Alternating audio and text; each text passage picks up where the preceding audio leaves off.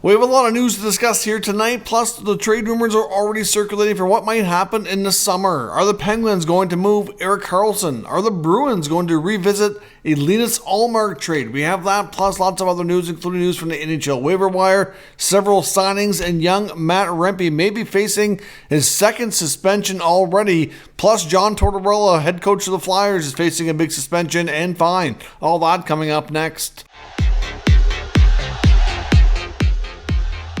So welcome back to another video here at Top Shelf Hockey. As you can see, I am back from vacation. I'm finally home. I'm not up in my normal recording studio. I still have some stuff to get set up in there to get back in action. I got home late tonight after a long travel day, so just going to sit here at the kitchen table and do a quick news update. But there's lots of interesting stuff to talk about here. Like I said, I had a long travel day. I was out in California, in case you didn't kind of get all the news here or follow along, or I know I didn't talk about it too much in the videos, but I was in LA, Anaheim area for the week, and because of the flight times that were available and the time from the West Coast to the East Coast, I was traveling for well over a day. I remember I left there Saturday evening, and I just get home now because of between flights, and then it was easier to drive and fly out of a airport a little further away. I was also in Ottawa for a couple nights too, so it's been a long vacation. It was a good vacation, but it's good to be back. And like I said, obviously we kept up on the news while I was away, but we got lots of news to get back into here tonight. So John Gruden, Pittsburgh Penguins, is on waivers today. We'll find out at 2 o'clock Eastern time tomorrow if he'll be picked up or whatnot. Dufour actually just recalled him not long ago and was able to get a limited amount of NHL time. So Gruden's on waivers. We'll see if he gets reassigned or picked up. A few signings today as well. The Hurricanes today announced they've extended Brendan Lemieux on a 1-year contract extension, $775,000. So he'll be with the Hurricanes organization for another year. The Rangers extended goalie Louis Domingue, who's been like a number 3 for them. He gets a 1-year contract extension as well. A few other recalls and injury updates. The Leafs today recalled Nick Robertson, so he's back in the NHL. He had to go down to the AHL around the deadline because they obviously needed some flexibility there. Matthew Nyes was even kind of papered down. He didn't actually play to go down there, but he was on for paper purposes demoted and then brought back up. Where Robertson had to wait just a little bit longer. And to do that, Mark Giordano had to move from IR to LTIR to create the necessary space. Bad news in Colorado. Logan O'Connor required season-ending hip surgery, so he's done.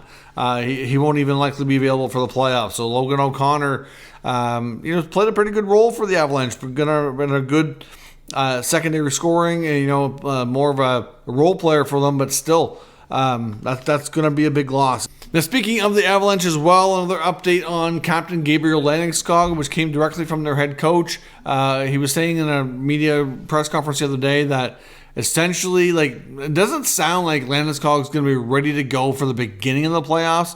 They're hopeful and they're optimistic that he will be able to play during the playoffs, but it's going to likely require them to be somewhat successful and likely win a round or two. He said essentially the procedure he had on his knee, which was like your last ditch hope of being able to resume his career, had a specific date that he wouldn't be able to return by, and they're sticking to that. They're not getting ahead of schedule. They're not putting any extra pressure here. He said this is his career that's on the line, and they're not going to do that. So for Landeskog, if anybody was thinking he would be back for Game 1, it's not going to happen. Speaking of injuries and LTIR, I know I've heard Kelly McCrimmon on our interview. I think he was on, was it Jeff Merrick that I heard him on? I'm trying to get caught up on all the news here today. Caught a lot of different clips today. McCrimmon was saying if anybody doesn't think that the injuries they're dealing with, which created the LTIR pool for them, that they're kind of basically crazy. These are legit injuries. Now, some of these injuries, like Mark Stone, are difficult to put a timeline on, so we'll see exactly what happens. But the fact that, if Stone comes back in Game 1 again, that is certainly going to create an issue. I mean, I know Friedman and Merrick talked about it on the 32 Thoughts podcast that came out again today, and essentially he was saying that Ken Holland's one of the GMs that brought it up years ago, saying, whether or not they should have a salary cap for the playoffs. And they're like, well, in the playoffs, you could run into a ton of injuries. And do you want to have a situation where a team can't even put a full roster on the ice? And you know what? I don't think they need to do that. They could change the rules. It's very simple. All you really need to say is on any given night in the playoffs, that roster has to be cap compliant. You could do it on a game-by-game basis. Essentially, it's just that you can't, let's say you get $20 million for a couple of huge superstars out LTIR, and you come and add a couple new superstars to your team, and now you're like way over with the cap by $20 million. Like in the playoffs, like that would never fly during the regular season. Maybe you should make it on a game-by-game basis that you have to be the total payroll on that day can't exceed the cap at the time or something. There is easy ways around this. I do think that they can't have the same cap, same rules, same everything as the regular season. That would not work. There is a ton of injuries in the playoffs, and you don't want to see teams have to be handcuffed when they have, lots of prospects and depth players that are not necessarily everyday players for the regular season who can jump in and play. So it's not that simple, but at the end of the day, a lot of people are up in arms over LTIR right now, and Elliot Friedman and Jeff Merrick did talk about it in the podcast, wondering if the next CBA is going to have a much bigger focus on it and how it's used and how the cap works around it, and if we might see changes or not at that point in time. Now, a few other notes around the NHL as well regarding injuries. Senators centerman Josh Norris, who we knew last week, got hurt with another pretty serious-looking shoulder injury. We knew he was going to be out for a while, is all they said. We did get confirmation here today that he did indeed have shoulder surgery. He sought multiple opinions over the last week. They opted for the surgery, which is his third surgical procedure on that exact shoulder, which is very concerning for a young man his age, under the age of 25 already. Happened once when he was in college and twice in the NHL. The Sens do seem pretty confident that he's going to make a full recovery and hopefully be good to go for next season. But last year he was obviously out for an extended time. Now he also tried rehabbing, ended up doing surgery, and look what happened. At the beginning of the year, after all that time, he still wasn't ready to go on opening night and missed all the training camp. So they can't go through that again. So I really feel bad for Josh Norris. He seems like a really good dude and is a really good important piece of player for that team. They just can't catch a break. Norris with that shoulder, it's hard to imagine. It's just such a weird, fluky thing. But Norris indeed is going to be out for an extended time. Thatcher Demko in Vancouver will be a good test here for the Canucks. Are going to be without their star goalie for 2 to 4 weeks with a knee injury. So clearly, in the case of Demko, we'll see here how that affects them. It's going to be a good test while he's out. Let's see what Casey DeSmith can do in his absence. They're in a good spot in the standings. They're not in really any kind of danger of going on a major slide and losing their playoff spot or anything, but it could affect their standings if Vegas or the Oilers happen to do the opposite here in the same stretch. Youngster Matt Rempe has been getting all the rage around the NHL, getting all the headlines. Obviously, he's had a lot of fights so far. Came in, his first week, he got his first fight, his first goal. Was just getting all the attention, and most of it was positive. Then he ended up already with one suspension, and based on play that happened tonight, looking like he's going to get a second. Of course, the New Jersey Devils playing the Rangers tonight, and he ended up, he would not fight Curtis McDermott. Curtis McDermott, the former Avalanche, I don't know what you want to call him, but he's massive guy. Just got traded to the Devils before the deadline. And he challenged him multiple times, and he turned him down. And then he ended up with basically what I'd call a chicken wing elbow right to the head of defenseman Jonas Siegenthaler. And he got a 5-minute major, got kicked out of the game. This is the second time that he's laid a dirty hit, got an ejection, and is going to be suspension. He's only been in the league, not even a month, a few weeks. This kid needs to learn. Like I said, he's been a positive story. He's a massive dude, 6'8", 235 pounds or whatever he is. He's a huge guy. And I understand when you're either really, really small or you're really, really big, that can pose issues. You don't want him to be less aggressive. You don't want him to lose his, how he plays. But he's got to learn how to control his body, when to pick his spots. Even when he's fighting, he's not protecting himself well. That needs to get better. This kid is going to be a menace for sure. And I think he's got a bright future, but he's going to have to get some help and some coaching and rein some things in. I know after the game, Curtis McDermott was talking about how he's already lost respect for him for how he reacted tonight. Like, the refs wouldn't even let him go at him to fight him after the hit either. So we'll see. We'll probably be talking about Rempe again here in the next day or so as the suspension likely comes down. So the Rangers' young, tough guy who's been all the rage in the media, for the most part, it's been positive, but that's going a couple of times now. We've got a negative story and a suspension. So, kids need to learn, and that's just not what you want to do. Now, this news is a little bit older. This came out when I was traveling here over the last, it's probably closer to like almost a second day ago, but John Tortorella, head coach of the Flyers, has been suspended for a couple of games and fined like $50,000 as well. You get ejected from a game a couple nights ago. Was really giving it to the refs, was really unhappy, not afraid to speak his mind, of course, and ultimately has paid the price. I wasn't sure if more would come from it than what he did after considering, he was ejected from the game, and it was early in the game with that. But, Tortorella suspended and getting a big fine. So I'll be curious to see how that affects things. Now, I believe the Flyers are going to cover their fine for him.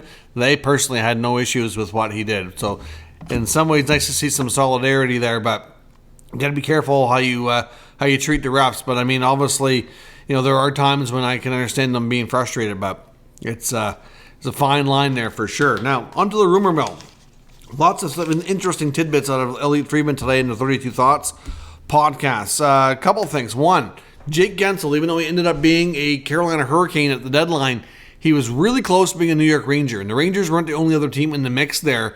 But he was saying that from what he knows, the big difference between the Hurricanes offer and the Rangers offer is that they obviously the Hurricanes gave Dubas I don't know. I know some people thought it was underwhelming with the package of prospects, but I really think that the Hurricanes prospect pool is maybe stronger than people give it credit for. And even though they kept their top couple prospects, there's some good-looking ones in there. I really think there's some guys that are just going to turn out to be players and will play a good amount of games for the Penguins down the road. I mean, you might not get that star quality caliber that they might have been hoping for, but by the sounds of things, other teams like New York were not willing to give that up either. The asking price for the Rangers was obviously a similar package that the Hurricanes ultimately gave. They probably would need to give a roster player, a first rounder and some prospects, but they wanted a higher end prospect out of the Rangers, like a Brennan Othmann or a Perreault. So, they didn't want to part with Perreault or Othmann, and that's ultimately why they couldn't get it done. So Drury was certainly very much in the mix.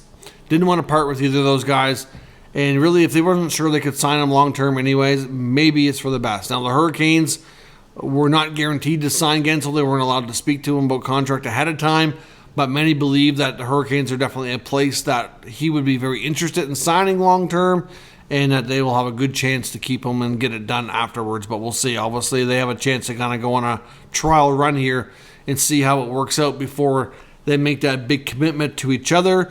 Friedman also wonders about the Boston Bruins this offseason, ultimately wondering if there could be a team that's very busy and see a lot of changes. We know they've ultimately they're overall having a pretty good season, but they've certainly had their fair share of ups and downs lately for sure. And I guess we'll see the true test in the playoffs. If they end up with another early exit like last year, and of course last year they had a historic regular season for the good.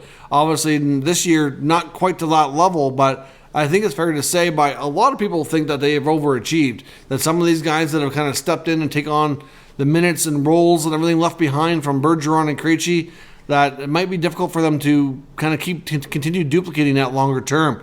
So we'll see here, but the Bruins and goaltender Linus Ullmark may be heading for a divorce this summer. We'll see. Ultimately, he does have some say because he does have a modified no trade, but Friedman really sounds like he thinks that the Bruins and Sweeney are going to revisit a goalie trade this offseason. The fact that they need to upgrade other areas, they need to sign Jeremy Swayman to a long-term deal, it just might mean too much money tied up in that position. And, a challenge for sure. I know he had made mention of several teams that have been, hot in the goalie market, wondering if they will come back to that. It sounds like Ullmark blocked a lot of teams in the Western Conference with his modified no trade. So it's believed that the teams that would be easier for the Bruins to deal with without needing his approval would be teams in the East. So we'll see what they do, but strongly believes that it's something they're going to revisit for sure. And based on the frustration of Allmark and how it was handled and the fact that they came really close and he wouldn't waive. It just, you got to wonder if that relationship might be damaged now. So we'll see. He also wonders a lot about Erik Karlsson in the future in Pittsburgh. The Penguins are going to be a fascinating team to watch and how Kyle Dubas navigates through this. Ultimately, we've seen a situation where it's the first time in the Crosby era that the team is going backwards. Obviously, Crosby's first year, they made steps forward, didn't make the playoffs, but they've been a playoff team ever since up until last year. And then last year, they missed, and then this year they might miss by an even larger margin, might finish even lower in the standings. They're just not going the right way. And the big addition in the offseason when Kyle Dubas was Erik Karlsson. Well, that hasn't really helped things. And really, for the most part, I don't know that Karlsson's been... I don't know if it's fair to say he's been bad there. I don't think that's really fair. But I don't know if it's fair to say that he's been a terrific fit. And, maybe I honestly, like I said, when they picked him up, like Karlsson, I think overall is a really good player and would make a lot of teams better. But I just don't think that's what they needed. They need more depth. Like they could hopefully get a package of, if they move him, to kind of spread some more love within their lineup here. Ultimately, he wonders if they are going to go down that road, citing how it would be complicated because of his contract. Maybe they look at retaining money because he obviously has some money retained by the Sharks. Maybe they retain a little further. He mentions Ottawa. Again, this is multiple times that Friedman has linked Karlsson to the Senators, citing the fact that with Daniel Alfredsson, his great friend and former mentor, involved now heavily with the Sens, if there could be influence there to bring him back. I know Sens fans really seem to be open to that idea on social media, and I've seen some suggesting that the Sens have too many left-shot defensemen. They need help on the right side. Maybe there's a swap there between Ottawa and Pittsburgh. They obviously have Sanderson, Chychrun, and Chabot. And I know Chychrun's been the name that's been getting a lot of attention in the rumor mill, which obviously he's one of the guys that was on a lot of trade bait boards going to the deadline that did not get moved. But there's still a lot of belief that they don't necessarily want to trade him. I think they needed to gauge the market on him because, one, he's only signed for next year. So they have to have some conversations around, if we keep him, what does that look like beyond the next season, contract-wise? Secondly, how do we address our blue line to make it better? Because it's still not good enough. They need to take a step forward. They have ample left-shot defensemen. So, what gives here? Chychrun's been okay on the right side, but he's better on the left. We've also heard mention about, from Frank Saravalli, that is, not from Elliot Friedman, that he thinks the Sens would prefer to move Chabot than Chychrun. And I can understand why. Chabot has dealt with a lot of injuries. Chabot has been better. He probably played his best stretch of hockey. He just went out injured just here again last week, but he was injured earlier in the year. So he's probably, I bet you the last 15 and 20 games that he's played is the best hockey I've seen Chabot play in probably 3 or 4 years. But he's still not what he was in the first year or two, which led him to that big contract. Still really good, mind you. He's a cardio freak. He can play huge minutes. He is prone to the odd mistake, though. He's more of an offensive guy. So from a offensive standpoint, him and Karlsson, very similar. Obviously, I think Karlsson's probably more creative than Chabot. But essentially, like, the same thing. You can get a lot of good offensive production and output from him, but you're going to get the defensive miscues. If they retained another chunk of Karlsson's contract and knocked it down to $8 million or so, then he'd be making the same money as Chabot. And could they do a swap, a lefty for a righty? I mean, those two at one point were thought to be the new top pair for the Sens for the future. Because Chabot came into the league, Karlsson was still there. And, there was the whole debate of whether or not, we didn't know how long Karlsson would be in Ottawa beyond that, obviously, because it was kind of near the end of his tenure. But it looked like they could be a really dynamic top pair. And then when Karlsson was moved, a lot of Sens fans saw the emergence of Chabot. And as much as they missed Karlsson and didn't like it, they were like, okay, well, at least we have this guy who can give us similar offensive production. Maybe it's going to be all right. And it hasn't been. And, not to say that he can't, I'm not putting it all in Chabot. Chabot's been a great soldier for them.